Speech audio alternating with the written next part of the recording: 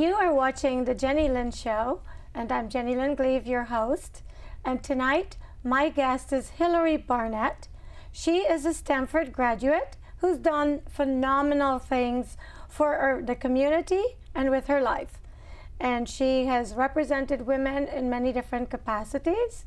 And I cannot wait to share all that she has done and the purpose that she's here tonight. Hilary, thank you for coming on my show. Thank you, Jennylyn. It's a pleasure to be here. And I'm so grateful that you could come, because with all the buzz about AI and artificial intelligence, I am hoping you have the answers to some of the questions and concerns that we have with that. Well, it's a scary thing. I mean, we hear about all these smart machines, artificial intelligence and machine learning, and how robots are going to take over all of our jobs, why they might even take over the world. Yes. So, is that true? Well, there's a lot of truth to it. They expect half the jobs are at risk. And it's not only manual labor jobs. I mean, we know that there are robots in warehouses that are helping pick and put packages. We had some here. We had some here, yes. And we also know that now even journalists, there are machines that are writing articles based on data they pull off the web, and then journalists just refine the print. We know that doctors have smart machines that are helping to diagnose problems and then recommend treatments to problems. I did not know that. And then we know even cars, right? Automated driving. So many different jobs, not only the manual labor, but also the white-collar jobs are at risk, maybe 10 million of them actually, at high risk of being impacted by smart machines, artificial intelligence and machine learning. And how soon is this going to happen? Well, it's already happening today. We know that, well, there was actually a woman in Mountain View who needed to staff up her warehouse. She didn't have a lot of space, nor could she get the workers she needed because it's such an expensive area to live. Yes. And what she did was she was able to purchase and rent some small little robots that actually were able to fit into her warehouse and do the job that hiring more employees could have done. So she used those robots to make her business more effective, more efficient, and I mean, she couldn't staff up fast enough, and she wouldn't have been able to fit them all into her warehouse. So, you know, very clearly that was an area where, you know, there are, and we know that drivers too, right? Bus drivers, you know, that's going to be a thing of the past eventually. And even doctors, radiologists who read x-rays. I have a good friend who has done that for years, and pretty soon you're going to have machines who read the x-rays, and they'll be able to say there's a problem in this x-ray, and then you'll hand it over to a professional human who can then look at it and really discern, you know, what is really going on here. So it's not so much that robots are going to completely replace them, but they will complement the roles of humans, and a lot of the very lower skilled jobs are going to go away. What, you know, already we know that Uber, a large percentage of our population is surviving now on the salaries from driving Uber and Lyft. Yes. And the taxis. Yes. So when all these jobs are done away with because we have robots to replace us, and like this woman that you just talked about, how are these people going to live? Well, one of the things they have to do is get some training, retraining, and what's going to end up happening is that it'll be humans working in conjunction with robots. So, for example, in a factory, in a Toyota plant, you have robots who are doing some of the very heavy lifting, and then for the finer types of assembly, you can still have humans. That means there'll be fewer jobs for humans, but there will still be roles for them. The other thing that people can do is to retrain. If you go back to school and you learn things like web design, and you learn how to program, DevOps, how to analyze data, you know, that's another way, because someone's going to have to build robots, someone's going to have to program robots. Robots are comprised of sensors and computer systems and chips, and you still need designers and industrial engineers, mechanical engineers. So people have to, the care and feeding of the robots and the smart machines. Yes. And smart machines are only as smart as the algorithms that are used. And you have artificial intelligence, which means you have smart machines doing things which humans define as smart. And machine learning is the concept of you just give the data to the machines and they're able to learn on their own. So over time they become smarter and smarter, which is why Elon Musk has said, you know, we really have to be careful here because you could be handing over decisions to a computer that really shouldn't be made by a computer because it needs that human intelligence to discern, is this something that should be automated? Is this a decision that is really safe enough that we'd want a computer without any kind of human intelligence to make, like a military intervention? So I had someone on my show and he talked about the cars that would be driving themselves, which are already on our streets. Yes. And he said the reason why they thought it was important to get these cars out there and the reason that they were making these self-driving cars is because they're not going to get into accidents. And that we would lose less lives because there weren't tired humans behind the wheel or humans who were intoxicated behind the wheel, and that it would be safer for us. What do you say to that, based on your knowledge? Based on my knowledge, I think in some situations it is safer because you eliminate things like the tired driver or the drug driver. In other cases, again, the data is only as good as the algorithms around it. So, for example, if your streets aren't set up to enable sensors to properly detect the curves in the road, or if the light hits the sensor wrong on a car and it misinterprets something. I mean, so you're subject to human error. I worked at a company that made large machines and they failed frequently. And I always said to myself, would I ever want to fly in one of these machines? No, right? Because you only want to put your life in the hands of something that's fail-proof. Exactly. Right. And so the point in time when they are going to be, you know, quote, idiot-proof, based on being able to capture anything in the world that could be considered with an algorithm, so are we going to be much safer? Will there be no accidents? I don't agree. I don't agree at all. And over time, there are going to be jobs for humans to do things like automation ethicist. You know, is this something that should ethically be automated? Or an automation economist. You know, what happens if something goes wrong? And so assessing the trade-offs. Or, you know, you have human resource management, human relations management, that have machine relations management, you know, where you have to, I mean, really treat these machines like they're people. And there will need to be people who can do that because humans have the ability to think at a higher level.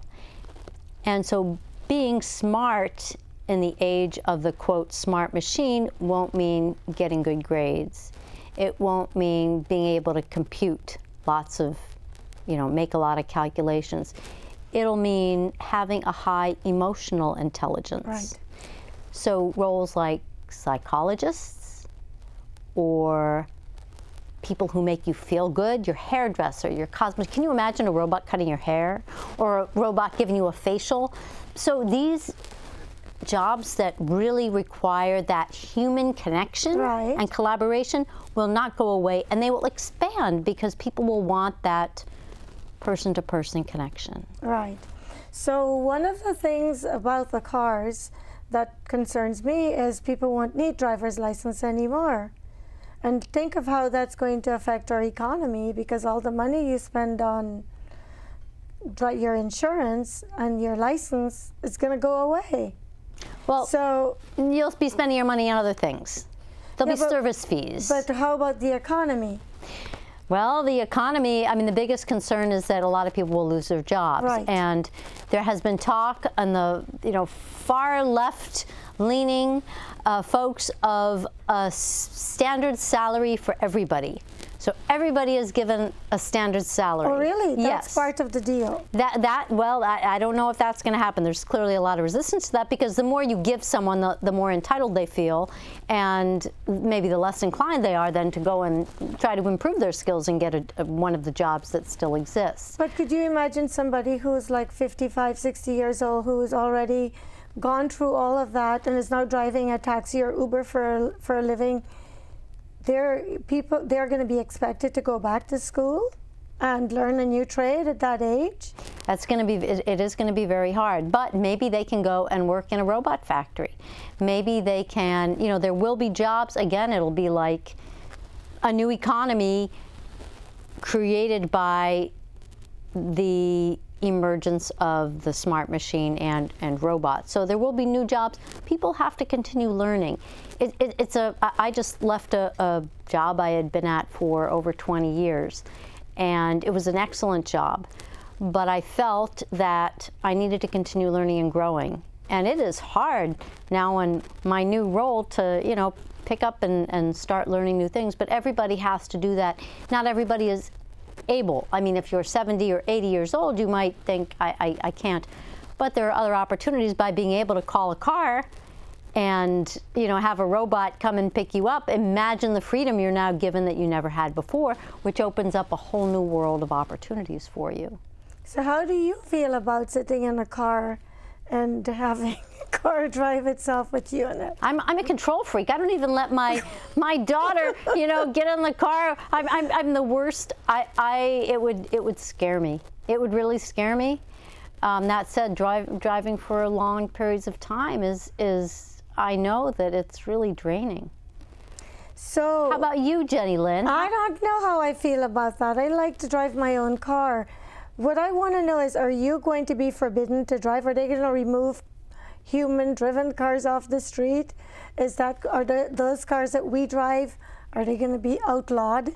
In some cities, they might do that. Already, it's pretty miserable to drive around San Francisco, right? So they might have big lots, right, where you can park your car, or you pay a big fee. And if you want to bring your car into the city, you're going to pay for that privilege of doing so.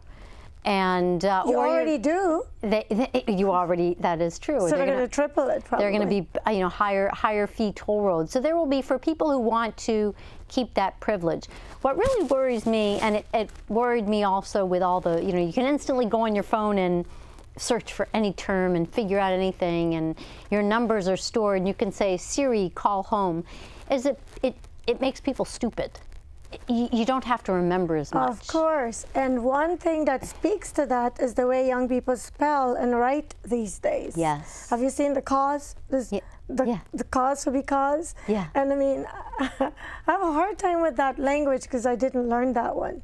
And so I feel that the more advanced we get, the less people try.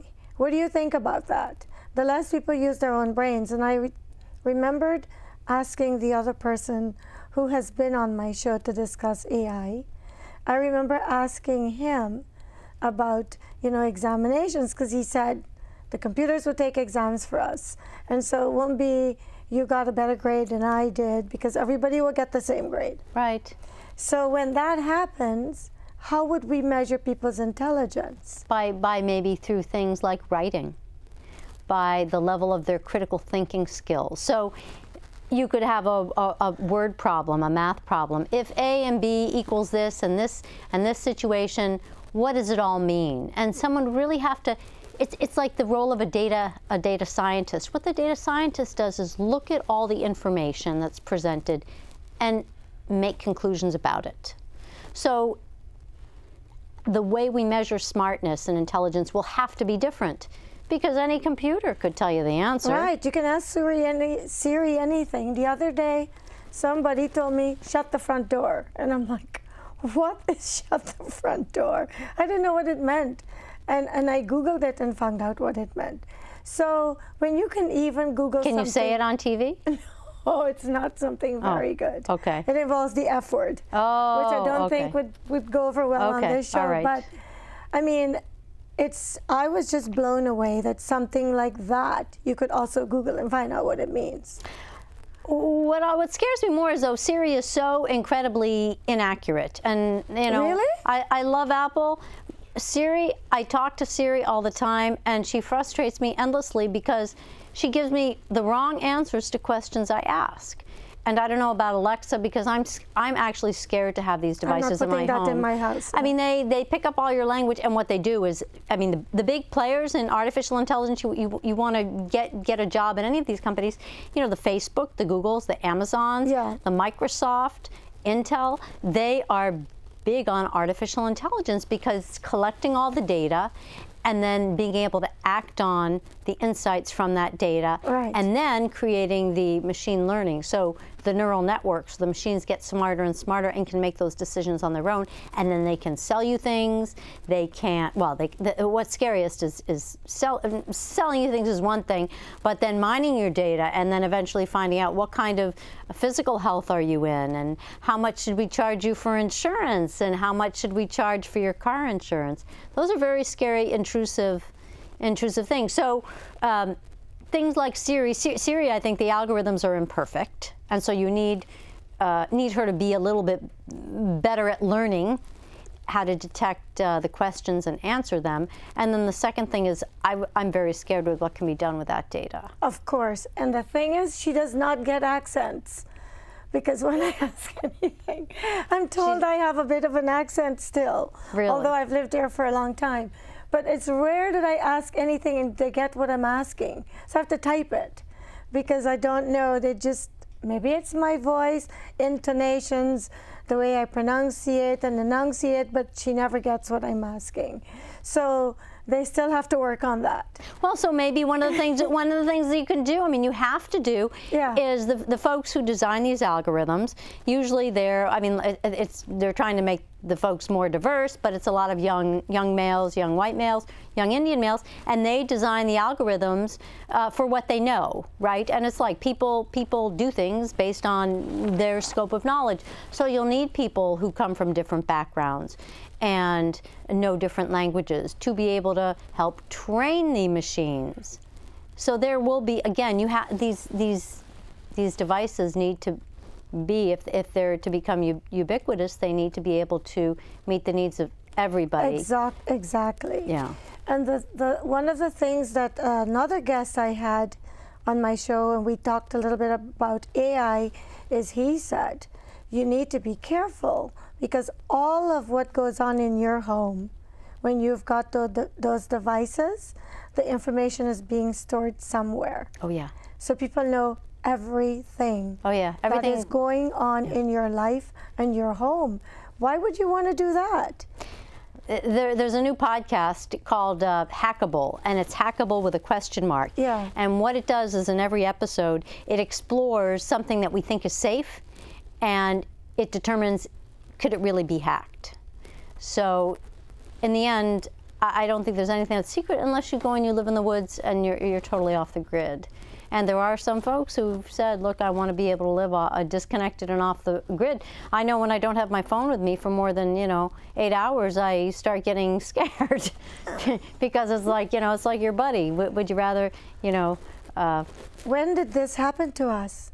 I mean, serious, and it just happens and we transition without noticing it. The other day, I was out walking and my phone died and I just felt panicked. And I thought, I'm not dying. Why am I feeling like this? But we have become so dependent on these devices. It's intentional. And everyone, I've even seen priests, at the church, they walk off the altar and they're looking at their phones. I'm like, what is going on? And the thing is that it's happening so quickly. It's intentional. It's intentional. Your phones and the apps in your phones, actually, it was one of the developers at Google said they intentionally developed user interfaces, they push, you know, I mean, you go online to look for one thing and pretty soon you're searching all kinds of weird things, right? That you didn't even intend to, you know, I go into the store to buy, you know, a quart of milk and I end up buying all kinds of stuff. Well, that's what happens. You go and you look and it's almost addictive like a game. Right. So there's an intentional design. Now, who designed that intentional interface? Well, it was a human. And so user interface, user experience, those are all things that many humans will be needed for to continue to engage humans with robots. So when all these robots take over, because it sounds like it's going to be us and lots of little crazy guys running around the place, obviously with a purpose. I had a TV show here a couple of weeks ago, and this amazing woman makes these robots. And she tells about Fetch. them. Is she the Fetch lady or which? No, she is Let's Robot. Yeah, okay. Her name is Jillian Ogle.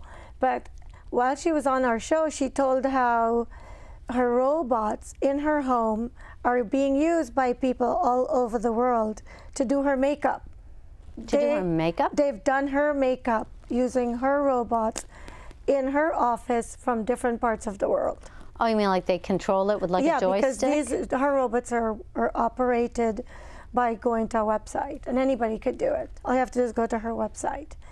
And while they were here, they were walking all around the studios and talking to us, and I'm sitting there looking at this going, it was just so weird to see this, because these little things that look like little boxes with big wheels and lots of wires and little gadgets talking to you. Yeah. And for the first time, it really struck me that we're going to have a lot more of these things in different sizes amongst us every single day.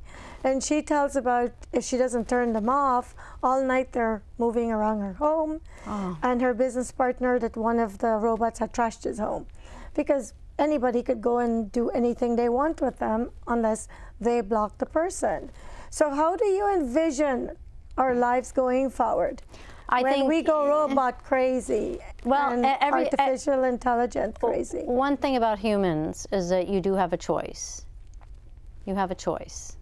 We're not going to be forced to? You don't have to agree to let robots run around your house all night. And so there are folks who are going to say, like you and I, we don't have an Alexa in our house. We don't have an Echo in our house. The beauty of a human is the higher level of thinking, the emotional intelligence, the critical thought. Until we become robots ourselves, which we won't, we cannot let robots take over the world. And that's what Elon Musk said. So the automation ethicist, the automation economist, we need to put the regulations in place now to protect humanity. So we are down to 5 minutes, and I want to make sure we cover all the good stuff.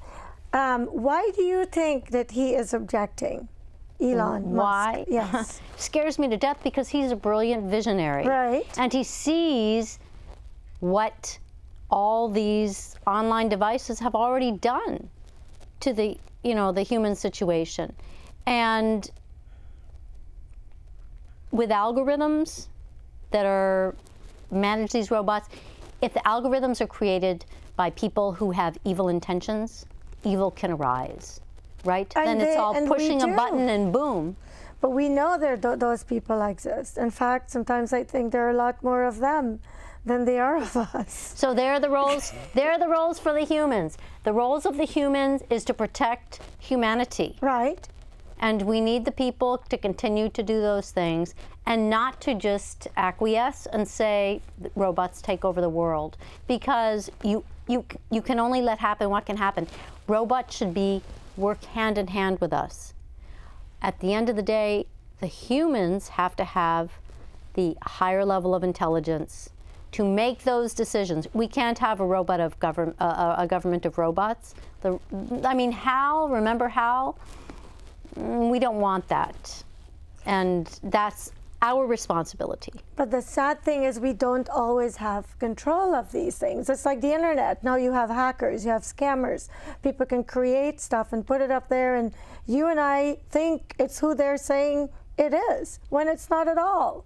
So although these things are intended for the good of the world, there are evil people that will take anything good and use it for bad. And does that concern you? Of course it concerns me, but there are good people who are needed, and I say people, who are needed to thwart those attackers with the help of robots, to detect those bad things and then to be able to use their minds to say, what's really going on here? So while we're strategy. So while we're creating them, we should be creating the detectors in conjunction. Absolutely. Because we are going to be in an awful lot of trouble. Absolutely. So we're almost done. Believe it or not, the time flies. What haven't I asked you real quickly before we wrap up that you want to make sure you leave with the viewers? Make sure that if you have a passion for data and you have a passion for people and human connection, make sure that you continue to learn as much as you can about artificial intelligence. There are roles for people, even the non-technical people. And remember, being smart in the age of the smart machine for people is that emotional intelligence and critical thinking. And where would they get this knowledge about this? They just go online? You can take online classes, you can take community classes.